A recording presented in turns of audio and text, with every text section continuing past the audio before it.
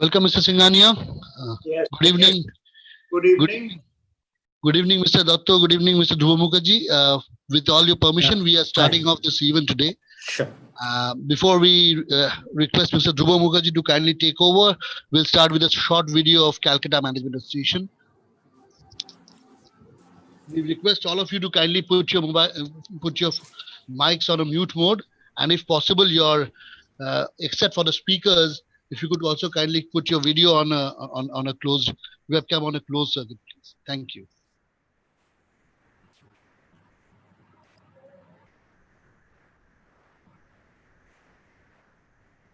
(1958) marked the beginning of an idea to bring about how one views and understands management and its potential for meaningful interaction. This led to the birth of Calcutta Management Association, or CMA, with Sir Jahangir Gandhi, the then Director General of Tata Iron and Steel Company Limited, as the founder president. CMA today is a vibrant organization, as vibrant as the city it is located in.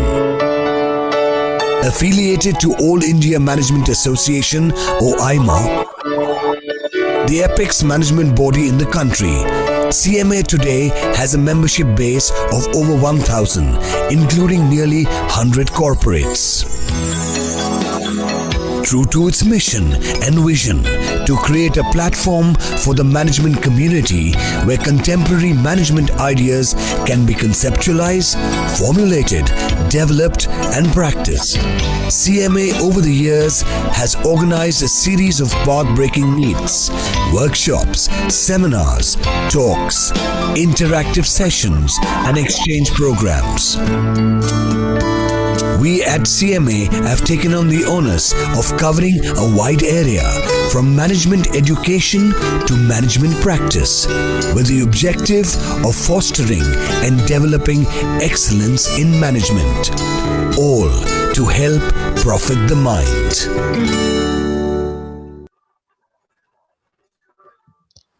May I now request President of Calcutta Management Association, Mr. Namita Datto, to kindly deliver the welcome address. Mr. Datto, please, sir. Yeah. Good evening, ladies and gentlemen, and welcome to this edition of Leadership in Turbulent Times.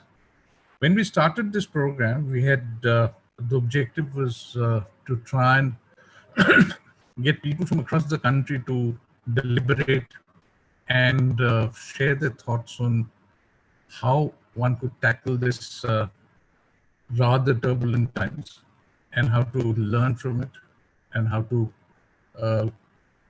go forward after the pandemic is over, as and when it does happen.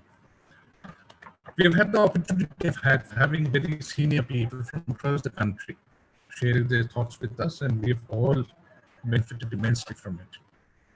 Today, we are proud and privileged to have with us Mr. Singhania, who is a very senior member of one of the largest business groups in the country. He is also he is in charge of that group's paper, dairy, and defense businesses. He is also the senior vice president of a parent organization, All India Management Association. And I personally, and I'm sure all of you, are eagerly looking forward to hear what he has to say about leadership during turbulent times. I also have this opportunity of welcoming Mr. Dhruba Mukherjee. Dhruba is our past president and a very senior member of the Anand Bazar group, where he is currently the executive vice president, Dairies. Mr. Dhruba Mukherjee will conduct today's program, and I request Mr. Mukherjee to please introduce Mr. Singhania and take it forward. Thank you very much. Mr. Mukherjee, please. Yeah. Thank you, Amita, and thank you for your kind introduction. We all look forward to this exciting evening of digital engagement, and I also warmly welcome all the attendees for this particular webinar. thank you for taking time out and joining us today evening of what should be a nice, thought-provoking discourse. I think pretty much by now you and I would agree that it's an acknowledged fact that the world that we are living in since last April is a whole new world altogether. And it's affectionately been referred to as the post-COVID world, or in management parlance, we call it the new normal world, or whatever you'd like to call it, but there is no denying that it's a whole new world. And when I was growing up, and I started liking English country music, and one of my favorite singers at that time was Jim Reeves, maybe favorite with a lot of you. And one of the songs of his which I particularly liked was a song called Welcome to My World. And sometimes when I think of the lyrics of that song and transpose it to current times, it often appears to me that this new world is singing that song and not Jim Reeves. To refresh your memory, let me just quickly take you through the lyrics.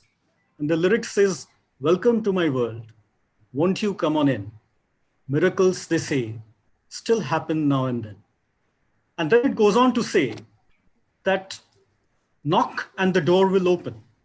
Seek and you will find. Ask and you will be given the key to this world of mine. Now, perhaps you and me for the last 3 months are knocking, searching, seeking, asking a lot of questions and looking for answers to unlock this whole new world that we are living in. We are still in unlock 1, 2, 3, and probably will continue like that without much success, or in some cases, partial success. Today in this webinar, probably for some of us, we will get an answer to some of the questions that we have in our mind. Because the topic that we are dealing with today pretty much captures the key elements of the uncertainty that we are living in. And if you recall the topic, it is all about the future of work and compassionate leadership. Prima facie, when you look at the topic, it kind of looks like two topics, future of work and compassionate leadership. But there is a fine line which binds the two, and I'm sure we will realize it as we go through the session. Out here, I'm sure there are people who have been a bit unfortunate in the last 3 months to have not probably got a job or may have even lost a job. And to them, their question about future of work is whether there'll be, employment opportunities enough going forward. The statistics looks encouraging. From a peak of 23, 24% unemployment, we are now down to 8, 9%, and it seems to be improving. So yes, there is hope. Some of us are very fortunate to probably still have a job.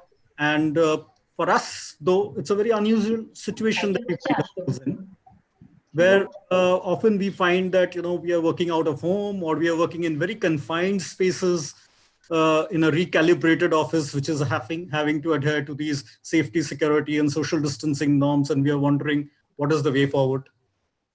And then there is a third group of us who are probably a little confused souls, who have gone back to work and suddenly find that in this new world, the paradigms have changed, and everything's new, the way we interact, transact, and somewhere those paradigms either we are not used to or we are very uncomfortable with. And we are wondering what will be the future of work in that paradigm.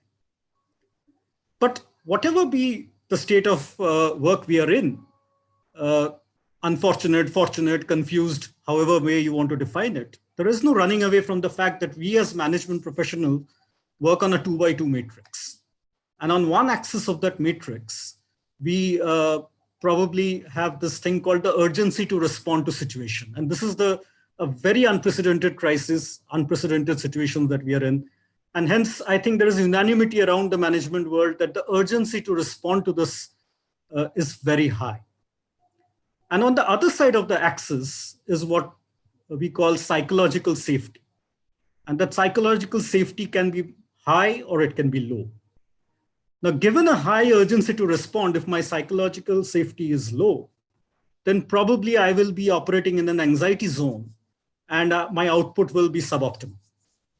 However, if my psychological safety is high and my urgency to respond is also high, I will be working in a problem-solving mode, in an innovative mode, in a breakthrough mode, and probably be able to rebound faster. And herein comes in the role of a compassionate leadership to change that gear, to move from an anxiety zone to a problem-solving innovation zone. And that is where the topics merge, that in a future workplace, what role can a compassionate leadership play or pretty much complement with in order to help us rebound faster than we probably thought we would. And I am indeed privileged today to be introducing to you a speaker who is the best person to give us insights on this. Because when I look at his biodata CV, he is a person who has walked this talk. He has vast experience across geographies, across industries. And I think he has that foundation of knowledge based on which he can share his insights on probably what the future landscape will be and how our journeys can shape in that landscape. And it is my pleasure and privilege to introduce him to you. And hence, let me share a few words about today's speaker, Mr. Harshpati Singhania. Mr. Amitabh Datta has already given a brief introduction to him. You'd all be happy to know that he shares a very strong and close Calcutta connection also. He's spent some memorable years of his life in Calcutta, passing through the corridors of St. Xavier's School and St. Xavier's College before he moved to other parts of the country. Eventually, he did his MBA from University of Massachusetts, and he's also an alumni of Harvard Business School. So on the side, I am pleasantly happy to share two alma maters with him, St. Xavier's College and Harvard Business School. And he also belongs to one of India's largest industrial groups, which Mr. Datta has already told you, JK organization. The group's business, as many of you may be aware, include paper and boards, cement, automobile tires, engineering products, hybrid seeds, dairy and food products, defense, aerospace and security, textiles and operations and clinical research, insurance brokerage, healthcare, education, and many more other areas. These are some of the key ones. And it has a turnover of almost USD 4.5 billion, so $4.5 billion kind of turnover. Mr. Singhania in particular is responsible for the paper, dairy, and defense business, though he's also overall the director of JK organization and vice chairman and managing director of JK Paper Limited. Many of you also know that Mr. Singhania is also senior vice president of AIMA, which is our parent body. And we are glad to be working under the leadership of Mr. Singhania in AIMA. He's also currently a member of executive board of International Chamber of Commerce, which is based out of Paris and is the apex body for all chambers of commerce globally. He has served on various industry bodies. I mean, he's been president of FICCI, International Chamber of Commerce India, Indian Paper Manufacturers Association, YPO Delhi, member of Indo-British Partnership Group, Indo-French CEOs Forum, Indo-China CEOs Forum, which may be very interesting in current times. He's also been part of the National Integration Council, Regional Council of International Baccalaureate, UK-India Council. He's been part of Board of Governors of International Management Institute. He's been Board of Management for JK Lakshmipati University, Pushpavati Singhania Research Institute for liver, renal, and digestive diseases. He's also a member of Indian-Myanmar Joint Trade and Investment Forum, as well as India-Pakistan Joint Business Forum.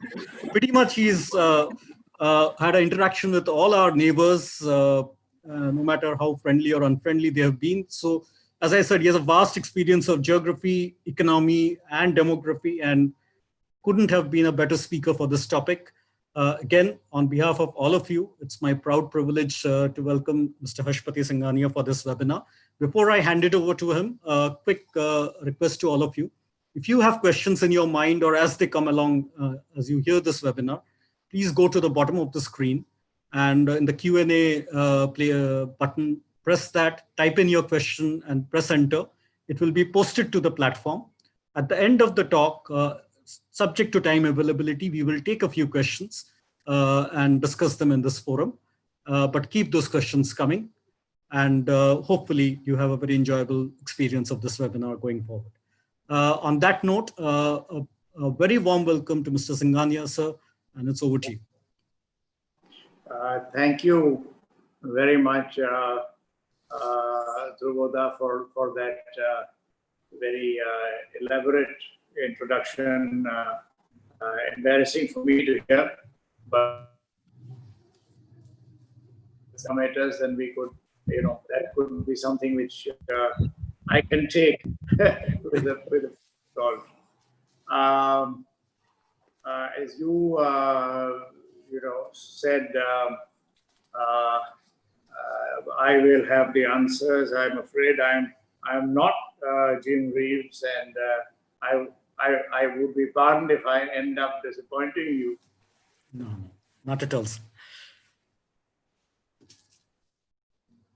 The CMA, all the other senior office bearers, Mr. Shinoy, and all the other bearers of the Kolkata Management Association, friends, ladies and gentlemen, and colleagues from the management fraternity. It is my privilege to have been invited and to get this opportunity to be with you, albeit virtually. But then I think that is part of, the first part of the future of work. We have the ability to be able to connect, and we are being able to connect in this virtually, and there is no difference in terms of the way we would have connected otherwise. So this itself is a sign. Of course, Mr. Mukherjee in the introduction has given very meaningful yet cogent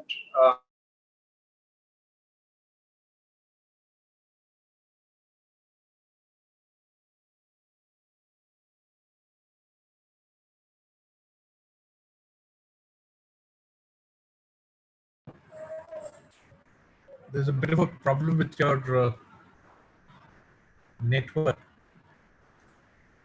I think we lost. I think there's a connection. Yeah, we got you back. We got you. We lost you in between. Yeah. Sorry. No issue. Carry on. Yeah. I'm saying COVID-19 has come in, as all of you know, as a completely unprecedented event, and something that I think none of us had ever imagined.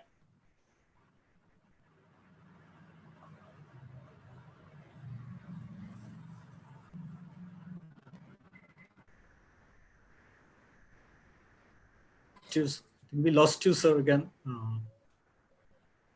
Don't think has seen an event which has had such an impact all across the globe, and an impact which is pretty.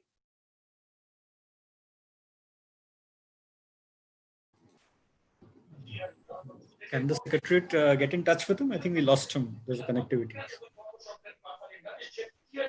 Yes, sir. Just a minute. I'll just try to get in touch with him and ask him to be on audio mode in that case. If the network Yeah. You can switch off his video and just. Just a minute, sir. Yeah.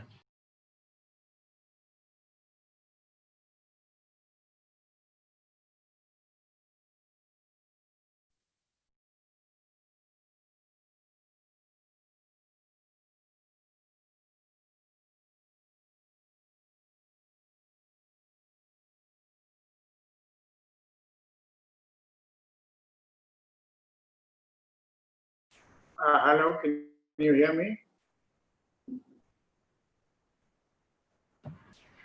We can hear you. Maybe there's a connectivity issue. Maybe you can switch off your video and just do audio talk. You can switch on the video at the end of it. Yeah, normally the connectivity is not a problem, but I think I'm experiencing some voltage fluctuations that were happening. No, it's fine now. Now it's fine. You can just. Yeah, so we'll try and go on. Okay, fine. Sure. My video then. No problem. So I was just saying that, COVID is an event which has had such magnitude in terms of disruption globally that it is something which I think nobody living on this planet, on planet Earth, has ever seen this enormity. So it's not just a medical or a health issue. I think it's been an economic shock. It's been, a social shock, and everything else, whether it's demand, supply chain, everything has been disrupted. So when we look at this, I think there are several challenges, and I would submit to you there are a few immediately. One is, how do we save lives? but at the same time, at least coming from our management fraternity, see that we save and secure livelihoods as well. Then immediately, how do we get our economy back on track? And other questions like, when we all talk, we'll come back one day to the normal. So the question is, will it be our old normal or will it be a new normal? And what is the new normal likely to be? And of course, there are business risk mitigation measures and there are global challenges. And the global challenges go on to various arenas, a political arena, the impact on business, and frankly, I think an impact on society itself. Because the way I think our behavior is, and as you mentioned in your opening remarks as well, the way our behavior is as a society and individually, that has also undergone a change.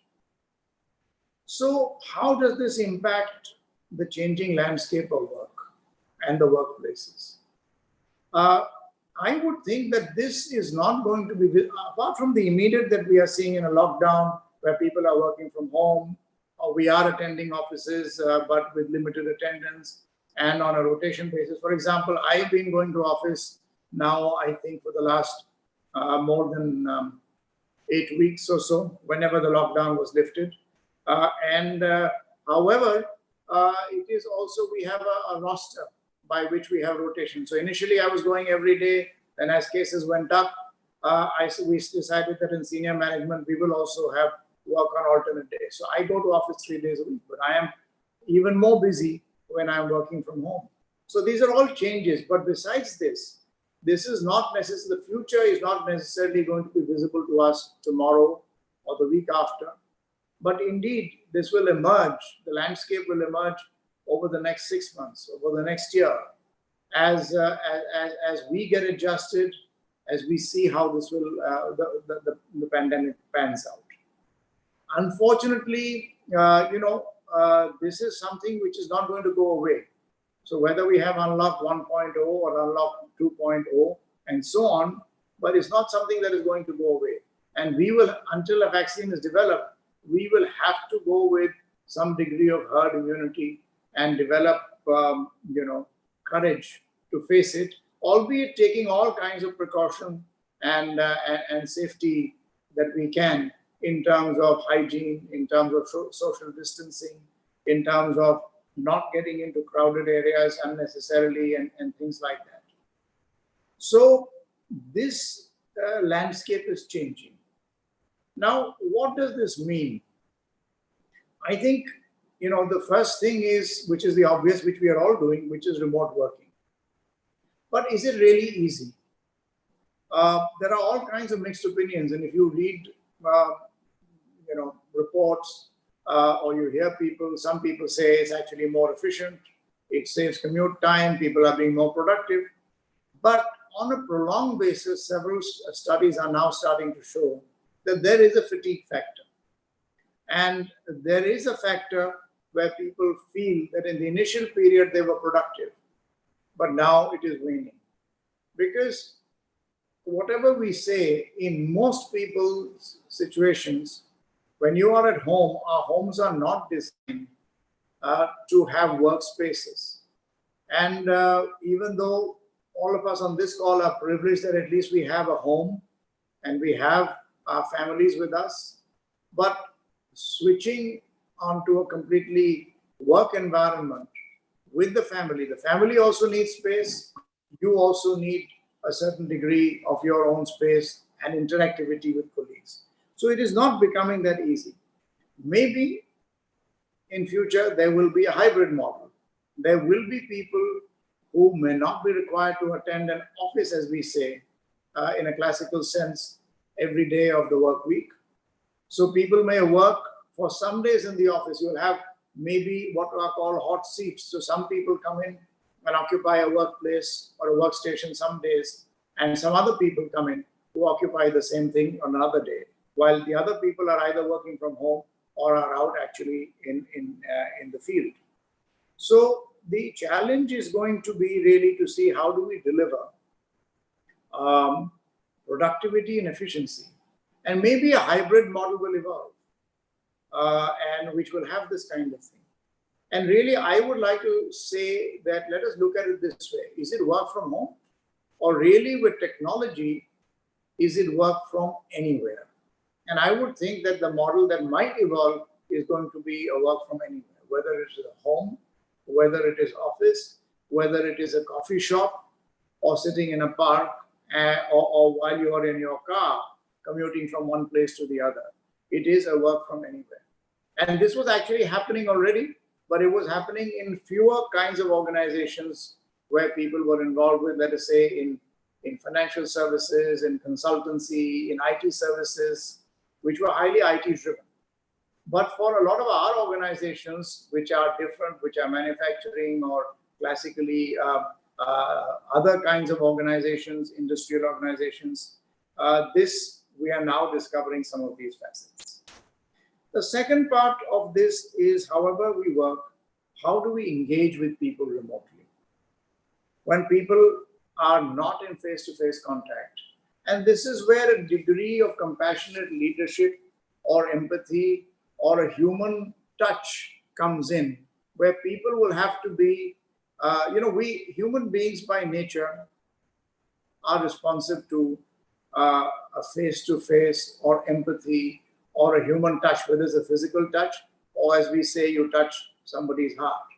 And this is where parts of compassionate leadership come in. So if we are forced to work or if we choose to work in remote circumstances, how do we bring in this connectivity between human beings, which keeps us human?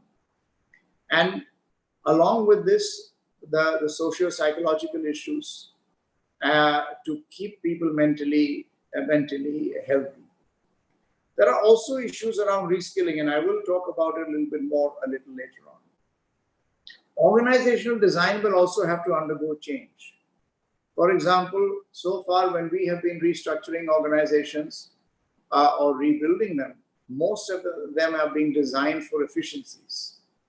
Now we will have to perhaps design them for resilience, to take into account these kinds of changes as well as a completely different way of working. So we'll have to build more responsive organizations. And we have to design roles and structures which will have agility and flexibility built into it, so that we are able to respond to this very different, less linear, less structured, less hierarchical organizations. A flat organization structure or a flatter organization structure will emerge with much more team-based working and also distributed working. Along with this, all our compensation and benefit policies, our performance management systems will also have to be aligned. The culture of the organization becomes a very important aspect, because is the culture the binding glue of that organization, irrespective of whether it resides in an office or it resides in a distributed space. So these issues, the ability of having more diverse people involved with this, will become more and more important. Now, some other trends in the future of this workplace will also emerge. There are going to be issues around, do we need to have all full-time employees? Or are there going to be what we would call contingent workers?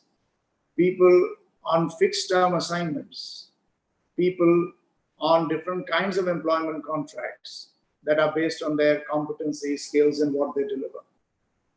Then we'll also have to examine how we are going to evaluate the performance of such people and our performance management systems. So in other words, what I'm trying to perhaps put before you is, it is not just an issue of work from home, or I would say work from anywhere.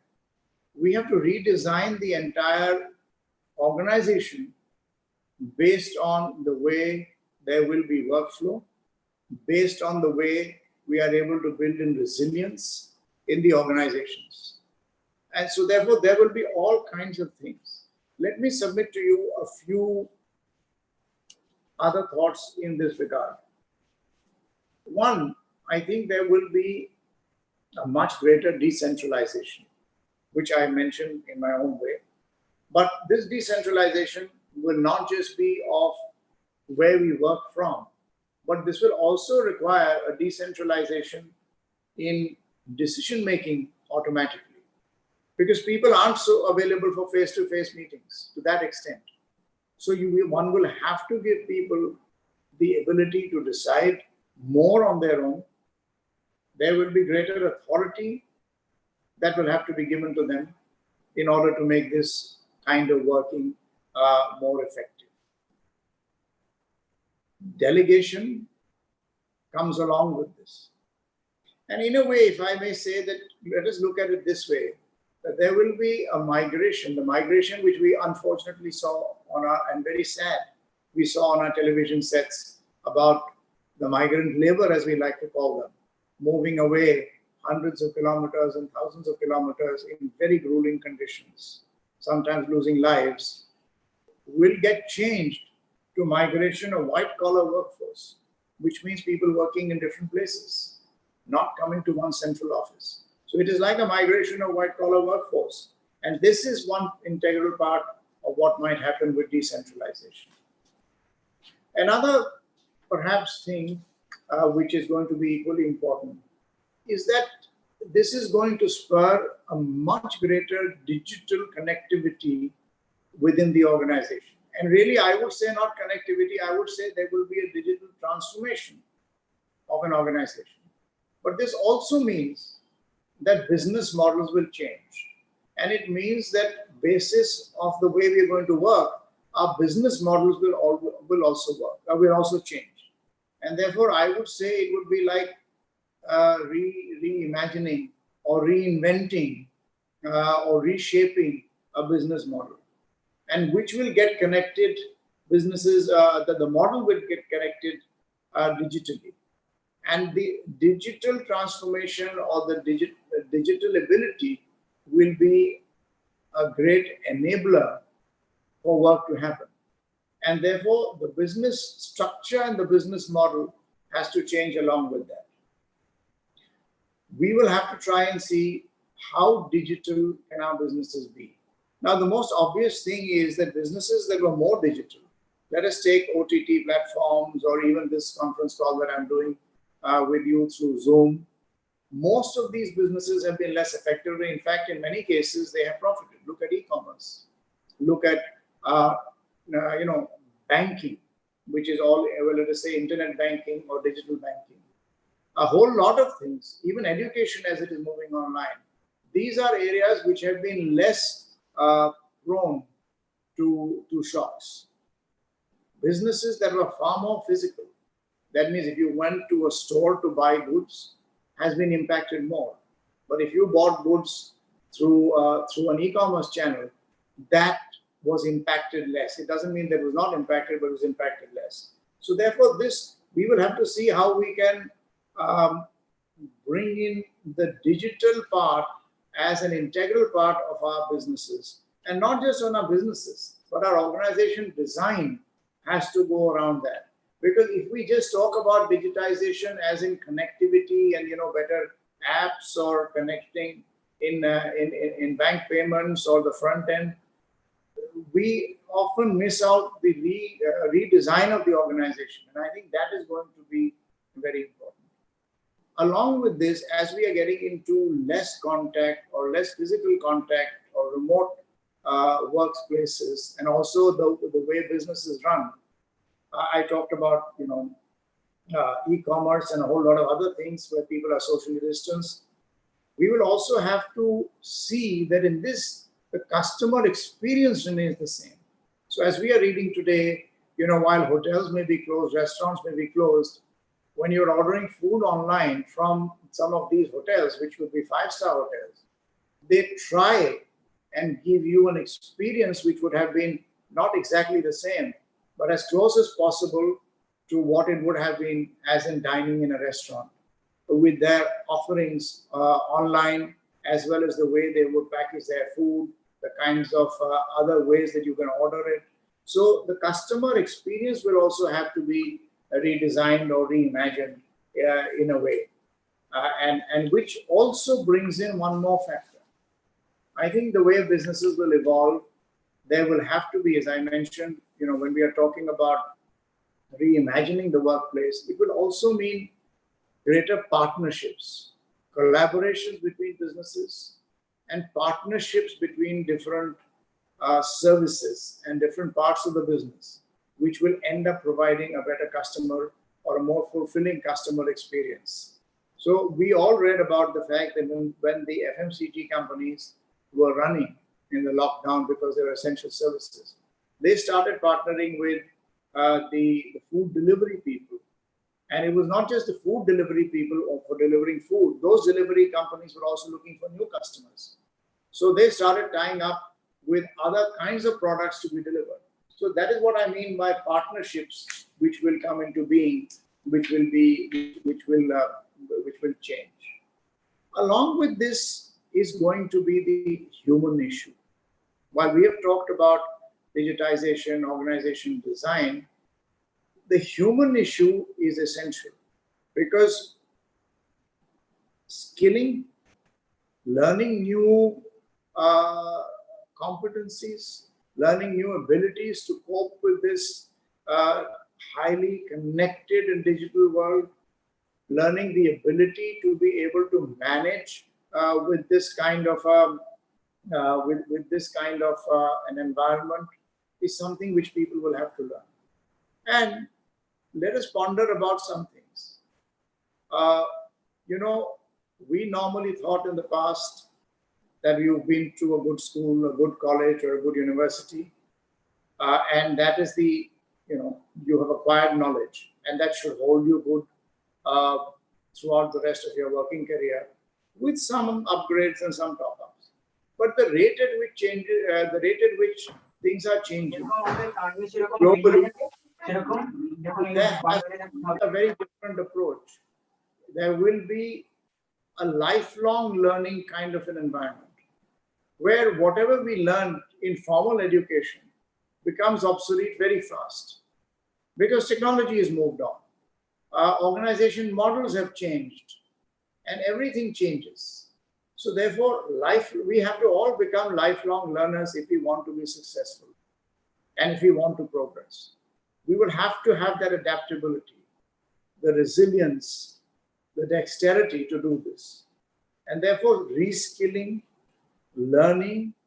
We may see an environment with fixed-term contracts and specialists, where earlier, you had a company with many people. Now you may have people who have multiple jobs. So they will be specialists. They are knowledge workers who can serve different people. And the companies that they work with don't require their services, 5 days or 6 days a week. So multiple jobs may emerge for people, and they will provide their services in that way. So there are going to be many, many changes, I think, which come up, starting from reorganizing the business, the way we work, the connectivity of the business, and then bringing in the human resources. And this is where I would say is the real issue. Or while the way employment is done changes, will there be more self-employed people who will provide their services to corporates and organizations, and not just corporates, even institutions, whether it is a hospital or school or any other form of governance. So all of those are there. But as we get into this very different model, this is where I would believe the compassion and the human part comes in. And that is why leaders like all of us, or like you, will have to display a greater degree of empathy.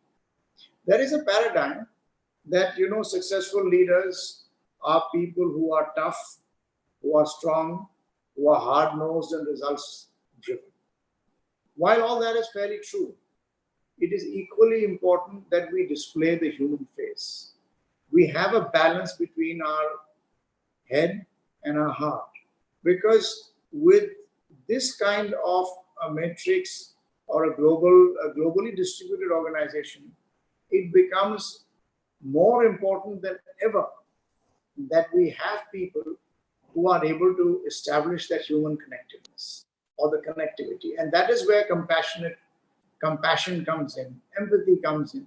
And successful leaders, I would believe, in future are going to be people who are going to not only be good at their job, systematic, tough, but also display the human side even more strongly, because now the connectivity has to be much greater at a human level.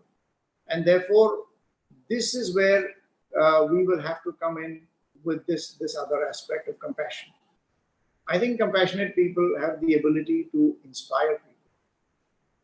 And they inspire people with hope, with purpose, with optimism, and with a different level of energy, so that people and their teams, as we are talking of more and more team working and less hierarchical working in a flat organization, people need greater human connectivity, the feeling of belongingness, the feeling of trust, and the feeling that they can make a difference.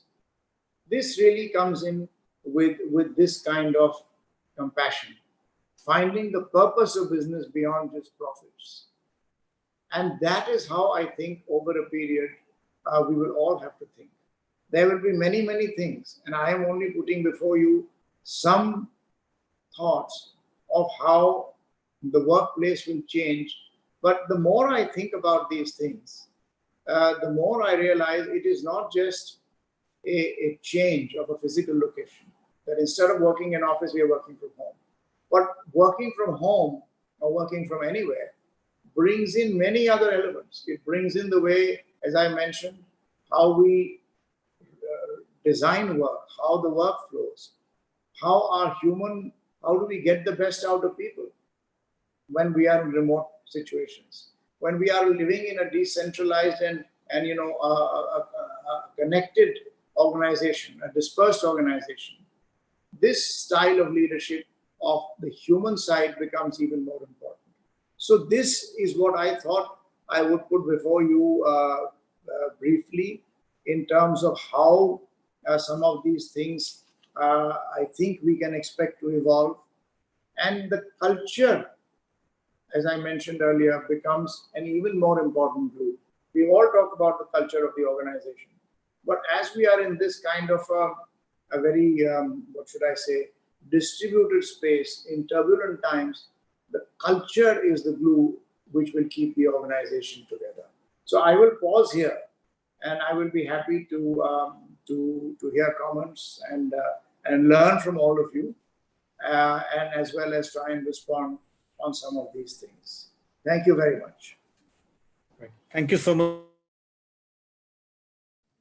Thank you so much, Mr. Singhania. I think I haven't come across a beautifully structured talk as you have given today. I think you were very sharp on the points, and yet that covered the canvas of challenges we are facing pretty much in our workspace and in our life. And I think you beautifully brought in this conflict between life and livelihood, and this so much talked about work from home and the challenges it actually brings. And I think one of my key learnings is this concept of what you introduced as work from anywhere, which is actually probably going to be the way. Right now we are unable to see that. We are all stuck in that work from home space because it's here and now. But I think, yeah, going forward, as you correctly said, the distributed space and the distributed engagement and distributed risks and distributed sharing and all, kind of, I would say, glued with collaboration is probably what the world will look like. So thank you so much. I think we have a few questions. The first one, of course, is pretty much asking you to play the role of an astrologer. And it is asking you to say that whether the recovery of the economy will be V-shaped, U-shaped, or L-shaped. What according to you? Because your group is in diverse industries, so probably you'll have a more macro view to how things are. So future of work, but future of economy, I think is the first question. What is your take on how quickly this rebound will be? So you're muted, sir. My apologies. Sorry. No problem. No problem. Just that we take on 2 or 3 questions, and maybe I can try. Yeah, sure. Okay.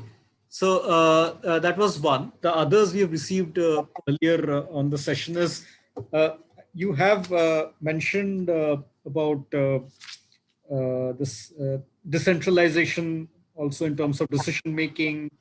Along with that comes decentralization of delegation and so on. A query which is in the mind is normally when that happens, the management also need to build a higher tolerance for failures. If in this distributed environment, risk-taking is going to be one of the key ingredients because everything is so dynamic and changing and new paradigms are setting in. You need to take risks, but what is management's ability, or how should one go about in terms of tolerance of failures? Where do you draw the line? Where do you kind of allow a bit of tolerance?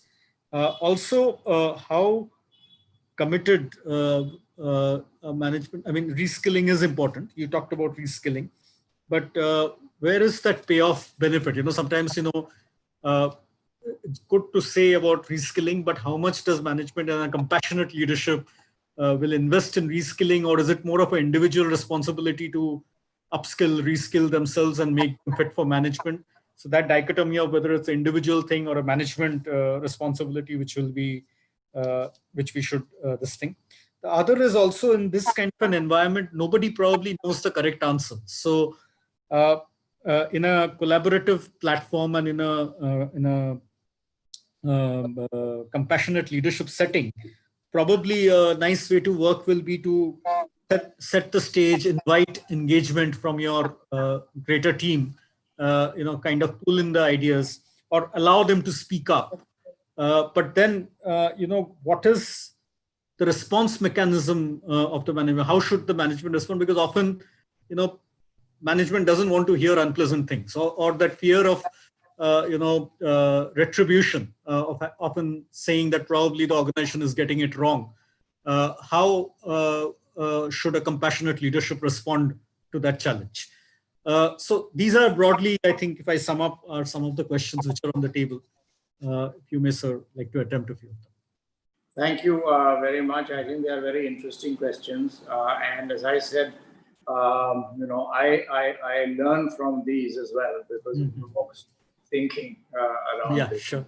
So first, let's try and get out of the soothsayer part of it, the crystal ball, the hard stuff. Frankly,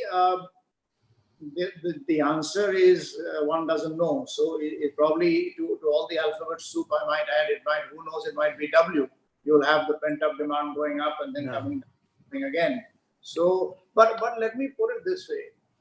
My personal belief, and when you have so many people in your management association from various very respected groups and companies, my personal belief, the way I'm seeing things unfolding, is that it is going to be a longer haul than most of us, including myself, would have imagined. And frankly, this view is changing literally week by week. See, we have had a situation where we went into a severe lockdown in India, as in other parts of the world also, but I think India's was perhaps one of the most severe. And if I may say, given at 4 hours notice, the dictator. But we got into this with the idea that this will give us time. See, when the lockdown happened, the first belief was, okay, this is social distancing, will, this keeping us away, however outrageous it seems, will make the disease go away. Then we realized really very soon that is not the real reason. The reason was that you wanted to create the space to create medical facilities and other infrastructure, health and social infrastructure, that when things open up. But opening up, it went into from one lockdown to another. And I think probably that might be a right decision. But the economic impact is very, very, very deep. And quite frankly, the effects of this are going to be seen over more than one financial year. because it's affected globally as well. So it's not just about India alone. So therefore, recovery will happen. It will be very different for different sectors. So now we are seeing certain sectors which are surprisingly showing better resilience, and they are going up. The question they are asking in surprise is that, is it a pent-up demand? Take, for example, cement or glass, and some people, is doing well. So he said, is it a pent-up demand issue? Or is it that there are some fundamentals driving? Then there are several other sectors, and the worst affected, which we all know, are the hospitality kind of sectors. Yes. Hotels, restaurants, airlines, etc., etc. Now they're going to take very, very long. Even academic institutions, even things like hospitals today. Now, while hospitals have become far more integral because we're all afraid of the disease, on the other hand, if you actually understand, everybody's afraid to go to a hospital. So unless you have COVID or there's something very pressing, you're postponing your hospital visit even if it was due, because that's not life-threatening. Yeah. So there are going to be very different things, but all I can say is that the economic recovery will unfortunately perhaps take a little longer than what most of us imagine. And it's not anybody's fault. That's how I think it's going to evolve.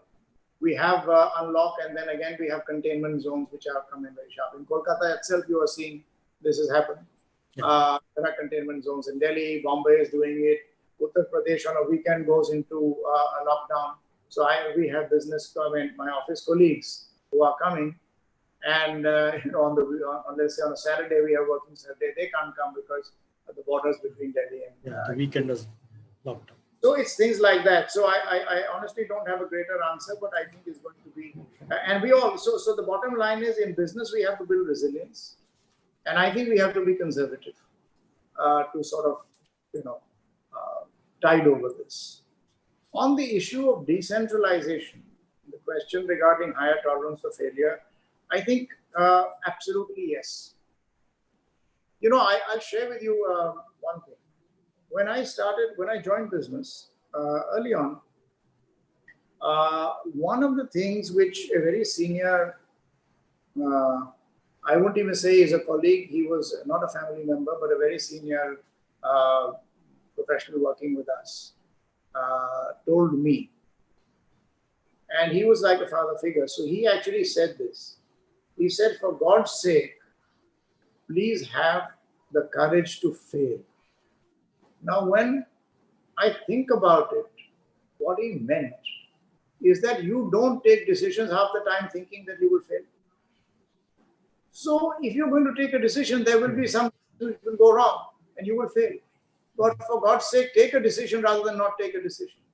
So that is where I will link this higher tolerance for failure, to say that if we have this, unless we have this, then we will again say, no, you ask me for it. So again, we are going back into a centralized paradigm.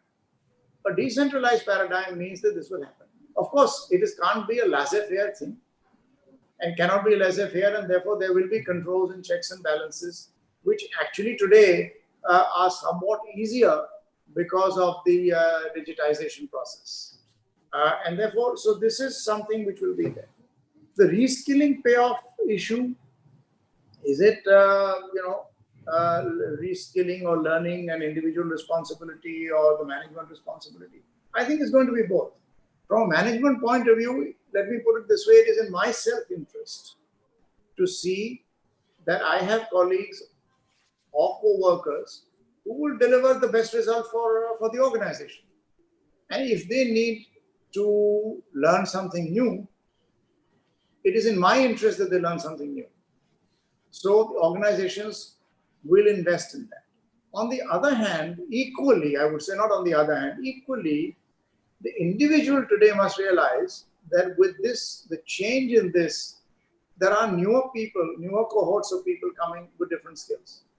So if we are not able to keep up with this, that person's job or that person's relevance becomes less. So it is equally a responsibility of the individual to be up with the times. Look, all of us, let me put it this way. In this sort of seminar or webinar, most of us know and acknowledge that our children or in some cases grandchildren, are far more tech savvy than we are. Yeah. But we have to survive. If I have to, I mean, I would imagine that most of us have learned much more about this, this kind of conferencing and Zoom and connectivity in the days of the lockdown than we ever did. Why? Because we had to. There was no other way. You could sit at home and just, read a book or listen to Rabindra Sangeet, and that was the end of your world. That couldn't have been your world, right?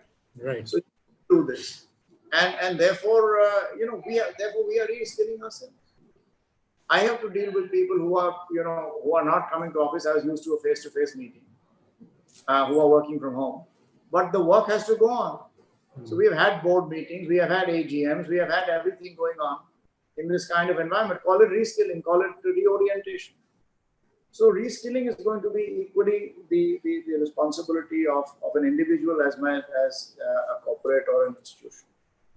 The payoff benefit, therefore, will come when you have the appropriate outcomes or the better outcomes that will come out of it. Otherwise, the business or the organization will not succeed. Look, let me give one more example. Look at All India Management Association itself, and I'm sure the Calcutta Management Association is doing the same. This whole series of leadership in turbulent times. This is happening virtually. You're inviting, let's look at the other side of the coin. The ability of a Calcutta Management Association by going virtual has increased your footprint and the ability to invite a much greater diversity of people, different topics, which physically you would have asked me and said to come, I would have come, or I said, okay, I will come, this doesn't suit me, I have some other trip, I have to go abroad, I will come later, and this, that, the other. Now this is happening. So therefore, there are, if we look at all this, this payoff will come in a different way. Your last point, of course, all related, is when you ask for greater engagement and ask more teamwork and expect people to speak their minds, what are the threats to them? Do we have the ability or the guts, if I may say, to listen to them? Yes, we'll have to have the guts to listen to them. Let me give it another way. Are we not learning how to listen to our younger generation? The way our younger generation or children respond. Sometimes we don't like to hear this. Sometimes they say, you are too slow. They don't have the patience. But we have to respond to that. We have to listen to that. We can't wish that away. I can only again tell you one more thing. Nobody in our organization over, I would imagine, 100 years that we have been around, and I personally not been around 100 years, so don't hold me onto that. But I think nobody in our organization has ever got fired for speaking their mind or for differing with a view that a management would have had. They could have lost their job because they were not up to the mark, or their behavior or their integrity or whatever it was not what was desired. But nobody has lost a job because they had a different opinion. At the end of the day, I believe that in management, it is our job to be able to convince each other. So if I have a view, and either I convince you or you convince me that this is the way. And once we have agreed on what is the way forward, then all of us are fully aligned and we have to go towards it. So I think, we management also have to have the ability to take in those ideas. And I would go two steps forward. I would say not just take in the ideas, but to really create an environment by which people are encouraged to speak, where people, I referred this in my remarks, people feel trusted, people feel a belongingness, and therefore they are not afraid to say something, even if that may not be the final view that is taken. So that enabling environment also has to come in.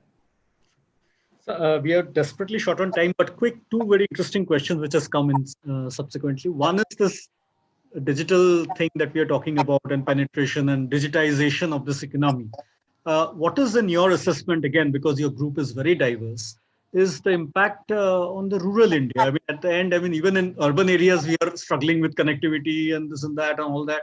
At a rural level, how far practical is this, uh, you know, a digital kind of a way of life and increasing productivity on that? So that is one big question. What is the turnaround time for rural India in terms of industries which are based out of that?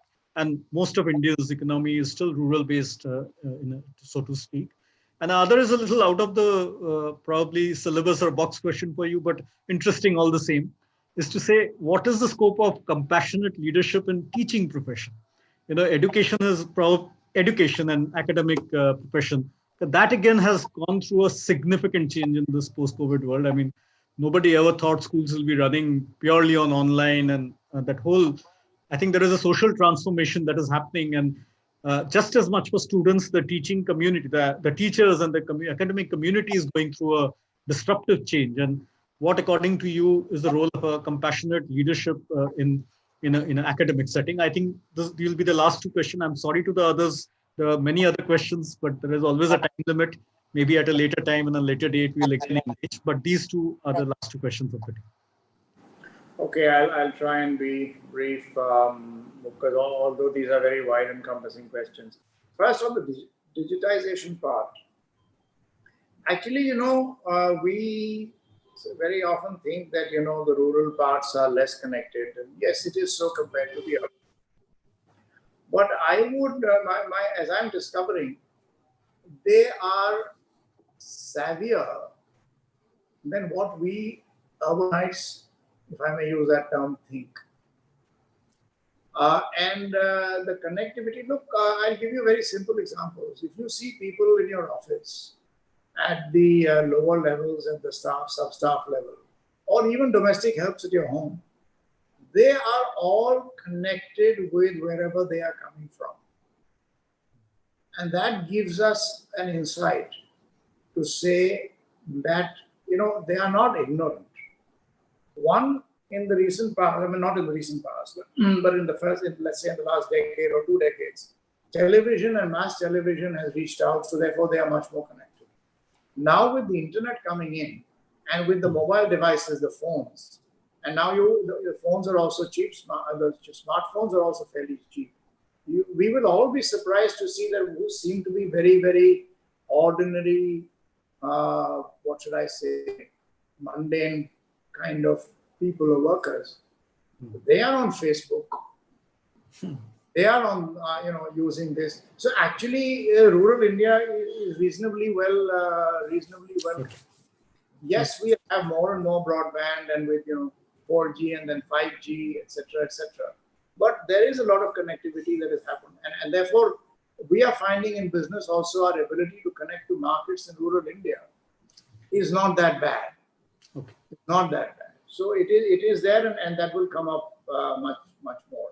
And it's also a need of demand. So I mean, you know, this time, so there will have to be greater connectivity. Right. On compassionate leadership in education, I think it's a very important point. Our minds are shaped from childhood. I certainly know that what I am today, a lot of it goes to, whether I acknowledge it or not, to my schooling. Whether I have, whatever mine have. Of course, it's a combination of what we learn in school and our home environment and the values that our parents teach us. So the values are taught at home. But a lot of this thinking, learning, not just the technical skills comes from home, comes from school. So therefore, when teachers talk about, and generally teachers are really a good example of compassion, because they have to be compassionate and have empathy with children. Otherwise, they can't learn. Therefore, in fact, in today's day and age, it's a very interesting point, because it's all the more necessary that we bring in this aspect right from childhood. And somewhere, you know, a little bit of more specific skills are coming into our curriculum. And some of the things that we had, you know, we call them moral science classes, or you call them ethics or behavioral classes, they seem to be taking a little bit of a backseat. And it's important to bring them in now, because that is where the foundation is. And even moving on, you know, digital connectivity. So we have different. We run a school, and we have a school in Kolkata actually, where classes went online, and we have a university that we run in Jaipur. So again, online classes, and we are learning. We are delivering the online content, but we are also learning how to do it so that students feel better connectiveness. Luckily, we got good feedback when we took feedback. And the professors and teachers also have to reskill themselves to deliver it in a different medium, in a different way. But again, it underscores the point that there needs to be even more humanness or compassion. I hope I've been able to. Absolutely, sir. Absolutely. I think one needs to learn from you how to present things in a very cogent and whole way. Thank you so much. These are, I understand, very, very broad-based question, but you've dealt with them very, very efficiently. Thank you so much for your time once again. And I'll request Mr. TVS Shenoy, a Vice President of Calcutta Management Association, to give a vote of thanks. Thank you, Dhruba. Can you hear me, Dhruba? Yeah, we are clear, absolutely. And thank you, Mr. Singhania. What a masterclass of a session it's been. If there's one thing which I would wish all the students and all the corporate people who are around here, I'm sure they look forward to the recording of this video of this session. I think every bit was it pearls of wisdom. I still recall that when you said, how do you make the best use of a crisis? And I think one of the best use which we in the CMA have made is to get you. I think if we didn't have this crisis and we didn't have this COVID, perhaps we wouldn't have Mr. Singhania speaking, right? So, first of all, thank you for being with us. It makes a lot of difference for us at the CMA. I work with the corporate for quite some time, and I just but couldn't reflect on the words which you said of the remote working. We have been almost now 100+ days we're working from home. And the first few days was all about fun. It was feeling of productivity. And now, as you correctly articulated, fatigue factor has set in. It's so difficult for us to find out the lines of working from home or at home have blurred when you get up to sleep or when you go to sleep. It's so difficult. I think it really echoed on the thoughts which you have said. It really echoed on the migration of white collar and white collar work and how is happen. Another interesting aspect will definitely change the way which you set up the hybrid model of productivity and efficiency. I am also reflecting on one key aspect which you mentioned in terms of design for resilience. As we feel in the corporate right now, the way of our performance management systems, the way of getting more people together, cross-working teams, working in squads, tribes, a different way of working, we see it emanating. And companies which are able to get into this form of work, I'm sure will kind of make it forward or go ahead and they'll be winners in the world. Of course, we touched upon culture. Of culture, which I thought was beautifully captioned in the word which you said, successful leaders display the human face and have a balance between the head and the heart. It was such a wonderful statement, and I think it was during these times when we are also separated. I got my team which is all across the world, and you need to feel connected. And I think the point which you said, you can be a tough boss, but do you have a great heart? And people who have great in heart are the winners and leaders in it all. I can see it being played out in today's times, and successful leaders which are able to take it and make it happen. Culture is the glue which binds the organization together. These are something which helps getting all the teams together in tough. I've often seen here again being of how the teams struggle, of what makes people tick and what makes it not tick. Thank you again for this. And finally, a message to all: have the courage to fail. And I would like to take one more line on it. Have the courage to fail, but fail fast, so that when you fail fast, you're able to get up quickly, run and learn. Thank you, Mr. Singhania, for a lovely session. I think it's made our day. Thank you very much. Thank you, Mr. Singhania. Fantastic. It's a great learning experience. No, it's very kind. I'm humbled. Thank you. Thank you. Bye-bye. Okay, have a good day. Bye.